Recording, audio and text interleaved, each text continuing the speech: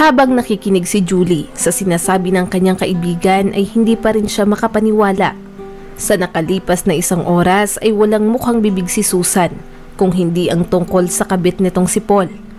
Ang lalaking kasama niyang magbabakasyon at balak nilang umalis kinabukasan. Kaya siya naroon kay Julie upang makisuyo na bantayan muna ang paralisado niyang asawa. Hindi maiwasang magalit ni Julie sa kanyang kaibigan dahil sa bagay na ito. Susan, papaano mong nagagawa ito sa iyong asawa? Hindi lang siya nakakalakad pero maayos pa ang isip niya at nakakausap mo naman ng maayos. Ano naman? Pagod na ako, Julie. 2 taon ko na siyang inaalagaan. Sawang-sawa na ako. Gusto ko naman ay yung lalaking nasa maayos na kondisyon ang pangangatawan. Naiintindihan mo ba ako? Paliwanag ni Susan. Subalit sa kabila nito ay ayaw nang makinig pa ni Julie sa mga sinasabi niya. Kaya tumayo na siya at muling nagpaalala kay Susan. Alam mo, kahit naman naka-wheelchair si Eric ay nakakapagtrabaho pa rin naman siya. Mabuting at matalino ang asawa mo, tsaka nasusustentuhan niya naman ang lahat ng mga pangangailangan nyo. Maging ang luho mo ay nabibili mo rin. Sigurado akong hindi yan magagawa ng Paul na sinasabi mo. Natawa na lamang si Susan. Naiintindihan ko na, Julie. Siguro, kaya ka nagkakaganyan ay dahil may feelings ka pa rin para sa kanya. Wala na siyang pakinabang ngayon. Nagpunta ako rito para makisuyo na samahan mo siya habang wala ako. Pero kung ayaw mo, di sige, mag-hire na lang ako ng nurse. Hindi mo na kailangan mag-hire ng nurse. Ako nang bahala sa kanya habang wala ka. Wika ni Julie sa kanyang kaibigan. Ngumiti naman si Susan, sabay abot ng susi sa bahay nila tsaka tuluyang nagpaalam. Marahil ang pagiging easy-go-lucky ni Susan ang isa sa mga bagay na nagustuhan sa kanya ni Eric noon. Dahilan upang piliin niya ito kaysa kay Julie. Tahimik at mahinahon lamang si Julie, kabaliktaran ng ugali ni Susan. Pero sa kabila nito ay naging magkaibigan sila. Yun nga lang, ang nakakalungkot rito ay na-inlove sila sa iisang lalaki. Masakit man ay kaagad nagpaubaya si Julie upang hindi masira ang kanilang pagkakaibigan. Sa halip ay umiwas na lamang siya na makita si Susan at Eric dahil masakit para sa kanya na makita si Eric na may mahal ng iba. Sa nakalipas na 4 na taon ay hindi maitatangging mayroon pa ring puwang sa puso niya si Eric. 2 taon na ang nakakaraan mula nang maging paralisado ito. Noong mga panahong iyon ay nagtatrabaho pa si Eric bilang programmer sa isang malaking kumpanya. Malaki ang sweldo pero madalas ay iginugugol niya ang panahon sa trabaho. Isang araw, nakatanggap siya ng tawag mula kay Susan. Nagpunta pala ito sa party kasama ang mga kaibigan. Dahil sa kalasingan ay hindi niya nakaya pang maglakad pa uwi kaya nagpasundo na lamang siya kay Eric. Ngunit bago pa man makarating si Eric ay may mga lalaki na ang umaaligid kay Susan. Balak nila itong pagsamantalahan dahil sa kalasingan. Bilang mag-asawa ay prinotektahan siya ni Eric, dahilan upang pagtulong-tulungan siya ng mga kalalakihan. Nagtakbuhan na papalayo ang mga tao pero si Eric ay naiwang nakahandusay sa sahig.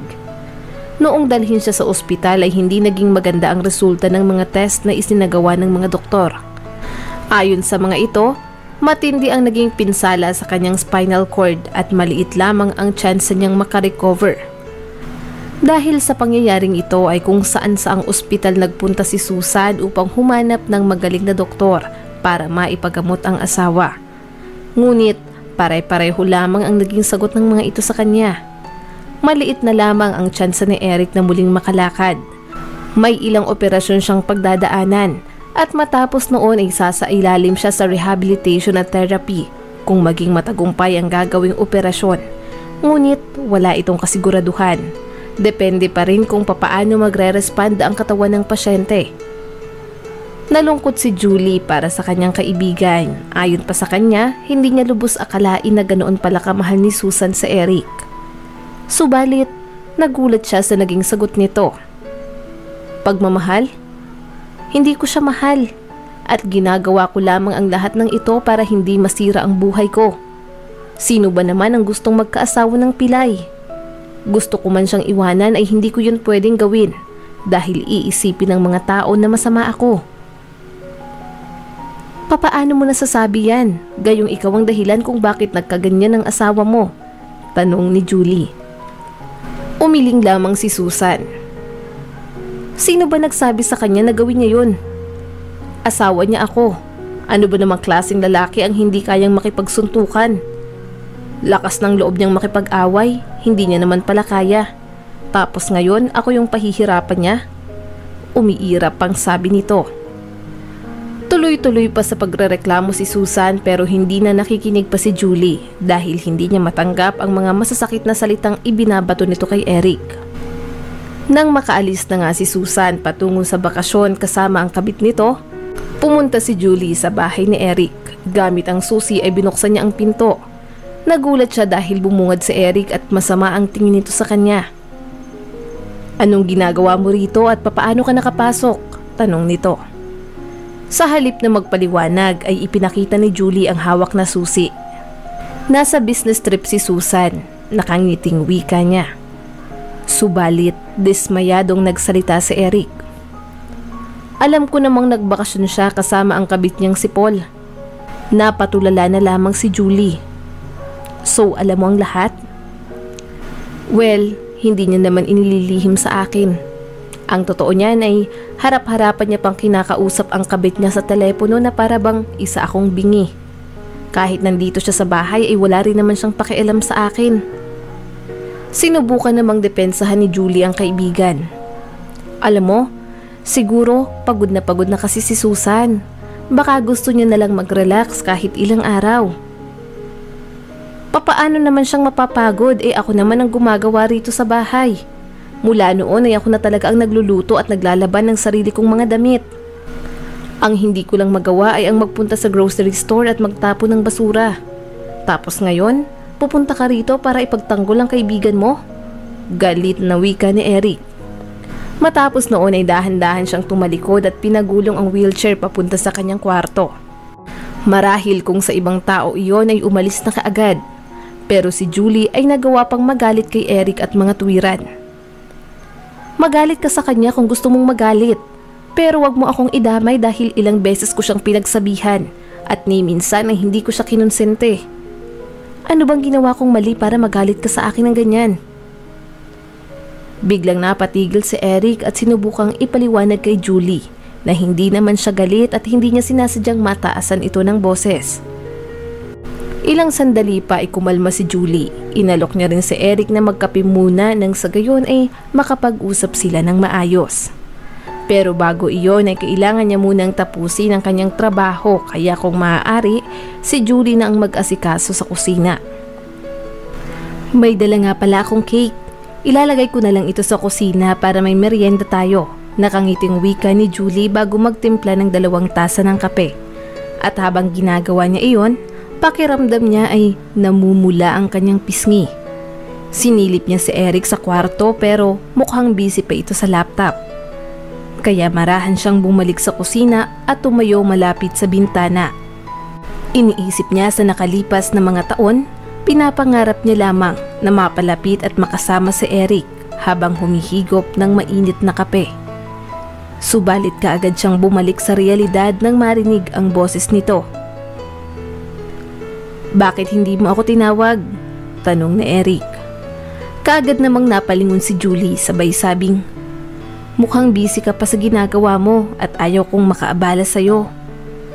Matapos noon ay muling ibinaling ni Julie ang paningin sa labas ng bintana. Tinanong niya si Eric kung bakit hindi ito lumalabas ng bahay. May isang baitang sa hagdan na masyadong mataas para sa wheelchair. Ayaw ko namang humingi ng tulong sa iba. Si Susan naman ay laging walang panahon para sa akin at saka bibihira lang naman siyang nagstay rito sa bahay. Isa pa ay nalalanghap ko naman ang sariwang hangin kapag nariyan ako sa balkonahe. Masarap tumambay at magmuni-muni riyan lalo na tuwing gabi. Nakangiting wika ni Eric.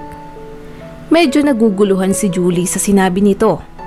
Papaanong nangyari iyon halos araw-araw dumadaing sa kanya si Susan na wala na siyang panahong magpaganda at ayusin ang sarili dahil alagang-alaga niya ang kanyang asawa at palagi pa siyang napupuyat.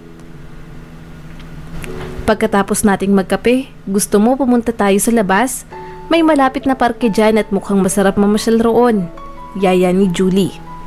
Okay lang ba sa'yo? Baka may gagawin ka pa. Nag-aalangang tugon ni Eric. Kahit ilang oras pa yan, wala naman akong gagawin. Pagkarating nila sa parke ay masaya nilang pinagmasdan ang mga batang naglalaro. Naitanong rin ni Julie kay Eric kung bakit hindi pa nito hinihiwalayan si Susan, gayong hindi na pala sila masaya sa kanilang relasyon. Sandali namang napaisip si Eric bago sumagot.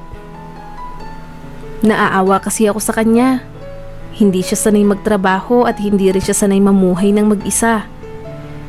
Hindi ko alam kung ano ang gagawin sa relasyon nila ni Paul. Patay mali siya na lamang ako palagi at alam kong darating sa punto na mapapagod akong intindihin siya. Mahal mo pa ba siya? Mahal ko siya noon pero ngayon ay hindi ko na alam kung anong sagot dyan. Nakayo kong wika ni Eric. Mabilis na lumipas ang isang linggo. Na-realize ni Julie na hindi magtatagal ay babalik na si Susan at kapag nangyari yon ay hindi niya na muling makakapiling pa si Eric. Pagpasok niya sa loob ng bahay ay nagulat siya dahil may inihanda palang sorpresa si Eric para sa kanya. Nagluto ito ng masarap na hapunan, may kandila at alak pa. Napansin ni Eric na mukhang nagulat si Julie kaya kaagad siyang nagpaliwanag. Naghanda ako ng munting hapunan para sa'yo bilang paalam at pasasalamat na rin. Pinagmasdan lamang ni Julie si Eric habang papalapit siya rito. Huwag mo akong tingnan ng ganyan. Nasasaktan ako. Sana'y maunawaan mo, Julie. Isa akong paralisado, kaya hindi pwede kung ano man ang iniisip mo o nararamdaman mo para sa akin. Hindi ako makapapayag na magdusa at mahirapan ka. Ayaw kong maging pabigat. Hindi yan totoo. Pagtutol pa ni Julie. Pero hindi na nagsalita pa si Eric. Nangangahulugan lamang iyon na tapos na ang kanilang usapan. Kumain na lang tayo bago pa lumamig ang niluto kong steak para sa'yo. Nakangiting wika ni Eric. Sinubukan nilang dalawa na enjoyin ang gabing iyon. Panay kwento si Eric ng mga nakakatuwang karanasan na siya namang nagpapangiti kay Julie. May pagkakataon na nagkatinginan silang dalawa. Niyakap ni Julie si Eric at hinalikan ito. Kinaumagahan, nagising si Julie dahil sa sinag ng araw na tumatama sa kanyang mukha. Nang idilat niya ang kanyang mga mata ay naroon sa Eric, nakatitig sa kanya. Hindi ko alam, Julie, kung ano bang nangyayari sa akin. Mahinahong bulong nito. Makaraan pa ang ilang oras ay inihatid ni Eric si Julie sa pinto bago hingiin ang susi. Matapos noon ay tumalikod na ito. Nang biglang magsalita si Julie. Eric, gusto ko lang malaman mo na mahal kita at hindi yun magbabago. Tama na, Julie, huwag ka nang magsalita pa. Dapat lang na walang magbago sa pagitan natin. Hindi magtatagal ay marirealize mo rin na nakakapagod ako. Magsasawa ka rin tulad ni Susan at hindi ko nakakayanin na maranasan ulit ang masaktan ng ganoon. Nagkakamali ka, Eric. Kapag tunay ang pagmamahal ng isang tao ay hindi siya mapapagod at magsasawa. Hindi ko kailanman gagawin ang ginawa ni Susan sa'yo. Hindi ka pabigat para sa akin. Ngunit parang walang naririnig si Eric. Julie, ang gusto ko lang ay magkaroon ka ng maayos na buhay. Pakisara na lang ng pinto paglabas mo. Lumabas naman si Julie pero nanatili siyang nakatayo sa labas ng pinto habang dahan-dahang tumutulo ang kanyang mga luha. Kinabukasan ay dumating na si Susan. Binati siya ni Eric pero nakasimangot ito. Panay ang kwento ni Susan tungkol sa bakasyon pero nasa malayo ang tingin ni Eric dahil may iba itong iniisip. Hindi inaasahan ni Susan na ganito ang itatrato sa kanya ng asawa matapos ang isang linggo niyang bakasyon. Kaya tinanong niya ito. Mukha yatang hindi ka masaya na makita ako. Bakit naman ako magiging masaya?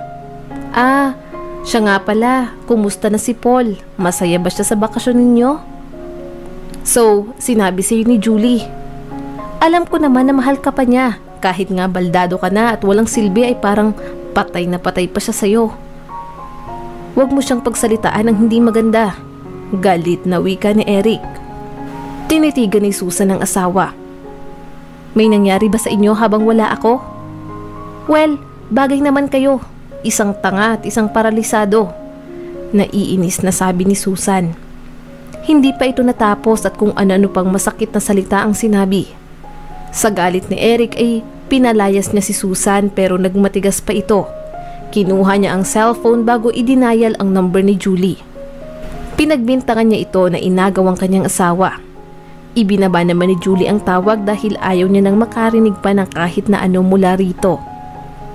Mabilis na lumipas ang isang buwan.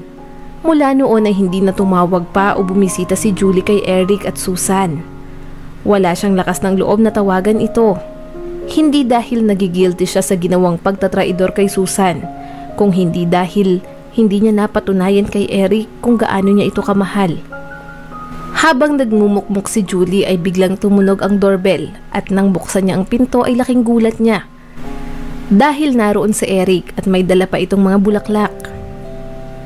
Julie, hindi ko kayang mawala ka sa buhay ko. Kung hindi ka natatakot na maging asawa ng paralisadong tulad ko ay... Hindi na natapos pa ni Eric ang kanyang sasabihin dahil hinalikan siya ni Julie sa labi. Kinagabihan, dumating si Susan. Dala niya ang mga gamit ni Eric at inihagis ito sa bahay ni Julie. Tandaan niyo, hindi kayo magiging masaya. Wala kang mapapala, Julie. Sa akin mapupunta ang bahay ni Eric at hindi sa isang tulad mo. At ikaw, Eric, kakasuhan kita dahil hindi mo ako sinusustentuhan. Sigaw pa nito. Papaano naman kita susustentuhan eh? Papaano naman kita susustentuhan eh paralisado nga ako. Alam mo, mabuti pa'y magpunta ka sa pinakamamahal mong si Paul. Nakangiting wika ni Eric. Pero may asawa siya. Pabulong na sabi ni Susan. Matapos noon ay isinara ni Eric ang pinto. Niyakap niya ng mahigpit si Julie. Lumipas ang 3 taon. Naikasal na si Julie at Eric. Masaya na sila sa bagong buhay, lalo na ngayon at magkakaroon na sila ng anak. Habang si Susan naman ay hindi alam kung ano ang gagawin. Hiwalay na sila ni Paul matapos maubos ang lahat ng kanyang pera. Maging ang pera na pinaghatian nila ni Eric mula sa mga property noong mag-divorce sila ay nasaid na rin. Wala tuloy siyang matutuluyan kaya kahit pagja-janitress at waitress ay papasukin niya. Basta kumita lang ng pera. Huli na nang mapagtanto niyang napakaswerte niya pala noon kay Eric pero sinayang niya ang pagmamahal nito. Kung sana lamang ay nakontento siya, baka ngayon ay wala siyang pinoproblema. Maraming salamat sa patuloy na panonood sa aking munting channel. Kung nagustuhan mo ang videong ito ay huwag mong kalimutang mag-like and subscribe at pakipindot mo na rin ang notification bell para updated ka sa mga susunod nating video.